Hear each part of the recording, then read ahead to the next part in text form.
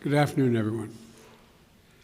I just visited a vaccination clinic in Virginia at the Virginia Theological Seminary in Alexandria, Virginia.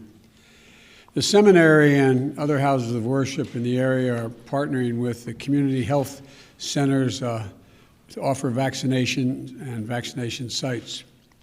They're seeing these kinds of partnerships, and not just there, but we're seeing them all over the country. People are coming together across different faiths to serve those most in need, with special focus on vaccinating seniors from all races, backgrounds, and walks of life. It's an example of America at its finest, and they're all meeting what Pope Francis calls the moral obligation. Get vaccinated, something which can, he went on to say, can save your life and the lives of others. And I was at the seminary clinic to mark an important milestone as well. Yesterday, we crossed 150 million shots in 75 days, the first 75 days of my administration, on our way to hitting our goal of 200 million shots by the 100th day in office. That, of course, is the new goal I set after passing the original mark of 100 million shots in my first 100 days, doing that in just 58 days. At the time, some said 100 million shots was too ambitious, and then they said it wasn't ambitious enough. Well, we got to keep moving. If we could raise it up higher, I'd do that as well. But we know what we have to do. We have to ramp up a whole-of-government approach that rallies the whole country and puts us on a war footing to truly beat this virus. And that's what we've been doing, getting enough vaccine supply, mobilizing more vaccinators, creating more places to get vaccinated, and we're now administering an average of 3 million shots per day, over 20 million shots a week. On Saturday alone, we reported more than 4 million shots were administered. We're the first country to administer 150 million shots and the first country to fully vaccinate over 62 million people. But here's the deal. I promise an update to the American people every 50 millionth shot. And I'm already back to update you a little over 2.5 weeks later. I promised in the beginning that I'd always give you the straight scoop, straight from the shoulder, the good and the bad. Well, here's the truth. The good news is we're on track to beat our goal of 200 million shots in the first 100 days. More than 75% of the people over the age of 65 have gotten shots, up from 8% when we took office. That's a dramatic turnaround and critical because seniors account for 80% of all COVID deaths. To help support my goal of safely reopening the majority of K through 8 schools by my 100th day in office, I directed states in early March to make educators and child care workers eligible for vaccines and to get a goal of getting all who wanted the vaccination to be able to have one and to do it in the month of March. I'm pleased to report, according to CDC estimates, over 80% of teachers, school staff, and child care workers received at least one shot by the end of March. And that's great progress protecting our educators, our essential workers. And because our vaccine program is in overdrive, we're making it easier to get a vaccination shot. Last week, I announced that by April 19th of this month, 90% of all Americans will be within 5 miles of a vaccination site. And further good news is that we're getting more and more data on just how effective the vaccines are. Dr. Fauci recently cited 2 studies from the New England Journal of Medicine that found fully vaccinated care workers, healthcare workers, on the front lines had extremely low infection rates, less than 0.2%, compared to unvaccinated healthcare workers who had considerably higher infection rates. So we're making incredible progress. There's a lot of good news, but there's also some bad news. New variants of the virus are spreading and they're moving quickly. Cases are going back up. Hospitalizations are no longer declining, while deaths are still down, way down from January, They're going up in some places. So you might ask, everybody's asking, what does that mean? I understand that people may find it confusing, that the vaccination program is saving tens of thousands of lives, but the pandemic remains dangerous. Let me explain it in a single word: time. Time. Even moving at the record speed we're moving at, we're not even halfway through vaccinating over 300 million Americans. This is going to take time. Remember, for a 2-dose vaccine, it takes weeks from the time you get your first one until you're able to get your second shot, which makes you fully protected. If you get your first shot next week in mid-April, you won't be fully protected until May, late May. If you get your first shot in mid-May, you aren't fully protected until late June. So look, now, on the one hand, June isn't that far away given how long this has been going on, but it isn't here yet either. So the virus is spreading because we have too many people who, seeing the end in sight, think we're at the finish line already. But let me be deadly earnest with you. We aren't at the finish line. We still have a lot of work to do. We're still in a life and death race against this virus. Until we get more people vaccinated, we need everyone to wash their hands, socially distance, and mask up in a recommended mask from the CDC. Think about it this way. Better times are ahead. And as I said before, we can have a safe, happy 4th of July with your family and your friends in small groups in your backyard. The real question is, how much death, disease, and misery are we going to see between now and then? In January, just the month of January, we lost 95,774 Americans. In March, that was 37,172 Americans. All told, I keep doing this, I know, but I carry this card every day with my schedule on it. And the back, I have a COVID update. The total number of deaths in the United States to date is 554,064 dead. That's lives that have been lost. What we do now is going to determine how many people we'll save or lose in the month of April and May and June before we get to July 4th. So please, until we're further along in this accelerating, successful, but still growing vaccination effort, please wash your hands, practice social distancing, wear a mask as recommended by the CDC, get vaccinated when it's your turn. Well, while I'm asking Americans, the American people, to do their jobs, here's what I'm doing. When we first started our vaccination program, there were real questions how quickly we could get shots in people's arms.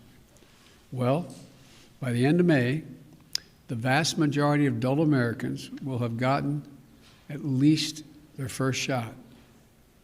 That's success. That success is going to save lives and get this country back to normal sooner. But it's not enough. On March the 11th, I announced that I was opening up all vaccination sites to all adults by May 1st. Many governors, Democrats and Republicans, responded and decided to beat that date, which was good. Thanks to their hard work and the hard work of the American people and the hard work of my team, I'm announcing today that we're moving that date up from May 1st to April 19th nationwide. That means by no later than April 19th, in every part of this country, every adult over the age of 18 or older will be eligible to be vaccinated. No more confusing rules. No more confusing restrictions. My message today is a simple one. Many states have already opened up to all adults. But beginning April 19th, every adult in every state, every adult in this country is eligible to get in line to get a COVID vaccination. And today, in advance of that new national full eligibility date, I want to make a direct appeal to our seniors and everyone who cares about them. While we have made incredible progress vaccinating 3/4 of our seniors and putting vaccination sites within 5 miles of 90% of the public, it still isn't enough. It's simple. Seniors, it's time for you to get vaccinated now. Get vaccinated now. To make it easier, my administration is sending aid to community groups to drive seniors to vaccination sites. We're incredibly grateful to all the volunteers, houses of worship, and civic groups that are helping us in this effort. This is America. We take care of one another. We have to keep it up. As I ask seniors to sign up for their shots now, I also have a message for people under 65. If you know someone over 65 who has not gotten this life-saving vaccine, call them now. Work with them to get their shots this week or next. Pick them up, drive them. It can be your parents, your grandparents, your aunt, uncle, your neighbors. And finally, even after we open up vaccinations to all adults and put a site within 5 miles of 90% of the public, we know there are many people who still struggle to get access to a shot. We know that there are a number of seniors and people with disabilities and people in many communities of color who may be isolated and lack access to transportation. That's why we're ramping up transportation to vaccination centers and deploying more mobile units and pop-up clinics in the places close to where people live. That's why we're working with faith-based organizations and other community groups to host vaccination clinics, sign people up for appointments, get help them get those appointments. That's why we're sending even more vaccines to community health centers like the one I was at today, that altogether serve nearly 30 million Americans, like the ones I visited today. 2/3 of the patients at community health centers live at or below the poverty level. 60% are racial and ethnic minorities. To reach them, we're investing nearly $10 billion to expand testing, treatment, and vaccinations for the hardest hit, yet most underserved communities. Let me close with this. We've vaccinated more people than any other nation on earth. The vaccines have proven to be safe and effective. That should give us real hope. But we can't let it make us complacent. Despite the progress we're making as a nation, I want every American to know in no uncertain terms that this fight isn't over. This progress we've worked so hard to achieve can be reversed. Now's not the time to let down. Now's not the time to celebrate. It's time to do what we do best as a country, do our duty, our jobs, taking care of one another.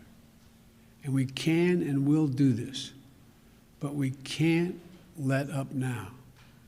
My hope is, before the summer's over, I'm talking to you all about how we have even access to more vaccines than we need to take care of every American. And we're helping other poor countries around the world that don't have the money, the time, the expertise. Because until this vaccine is available to the world, and we're beating back the vaccine, the virus in other countries, we're not really completely safe. So we've made great progress. I'm still looking forward to the prospect if we keep the pace we're on and we listen to one another and take the precautions I talked about, that you'll be able to have a 4th of July, an Independence Day on July the 4th, as I defined about 3 weeks ago. I want to have an Independence Day, an independence from the COVID. So you're able to get in the backyard with a small group of people, of friends and neighbors, and celebrate Independence Day because you've been vaccinated, because you're safe, because you're in the clear. May God bless you all, and may God protect our troops. Thank you so much for listening. Thank you. Mr. President, talks going I'll report on that later. Mr. President, do you think the Masters golf tournament should be moved out of Georgia? I think that's up to the Masters. Look, you know, it is reassuring to see that for-profit operations and businesses are speaking up about how these new Jim Crow laws are just antithetical to who we are. There's another side to it, too. The other side to it, too, is when they, in fact, move out of Georgia, the people who need the help the most, people who are making hourly wages, sometimes get hurt the most. I think it's a very tough decision for a corporation to make or a group to make. But I respect them when they make that judgment, and I support whatever judgment they make. But it's the best way to deal with this is for Georgia and other states to smarten up. Stop it. Stop it. It's about giving people two votes.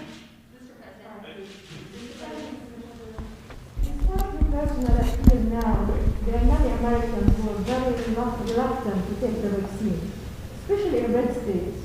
Why the White House hasn't used a more forceful campaign, like advertisement on television, for example, to convince Americans to take that vaccine? Well, we are doing that. And by the way, the number of people who are reluctant to take it continues to diminish across the country as they see their neighbors, particularly in communities that have been now there's a different group of people. There's a group of people who've been reluctant because of past, how can I say it, past wrongs that have been done to them, experimentation, not sure that they're being told the truth, et cetera. But then there's another group. It seems to me to be, I probably shouldn't characterize it, but Mitch McConnell keeps speaking to them, which I give him credit for, saying the idea, he said the polling data shows Republican men, particularly young men, don't think they should have to take the vaccine. It's their patriotic right not to do it, their freedom to choose. And he's saying, no, take the vaccine. Take the vaccine. And I'll add a phrase he didn't, but I think he believes. It's a patriotic responsibility you have. Last question. Mr. President, have you spoken to the Federal Reserve Chairman, Jay Powell, yet? I have not. Can you say why? Do you plan to speak to him? I am not, look, I think the Federal Reserve is an independent operation. And starting off my presidency, I want to be real clear that I'm not going to do the kinds of things that have been done in the last administration, either talking to the Attorney General about who he's going to prosecute or not prosecute, and under what circumstances, or the Fed telling them what they should and shouldn't do, even though that wouldn't be the basis upon which I'd be talking to them. So I've been very fastidious about not talking to them, but I do talk to the Secretary of Treasury. Thank you all very much. COVID, Mr. President, you mentioned 554,064 American dead from COVID-19. A lot of families want to know how this happened, how it got here. Have you had a chance to speak to any of your international partners, any of President Xi, who I know you go way back with? Have you had a chance to ask him if these reports are true that China maybe misled the world at the beginning? No, I have not had that conversation with Xi.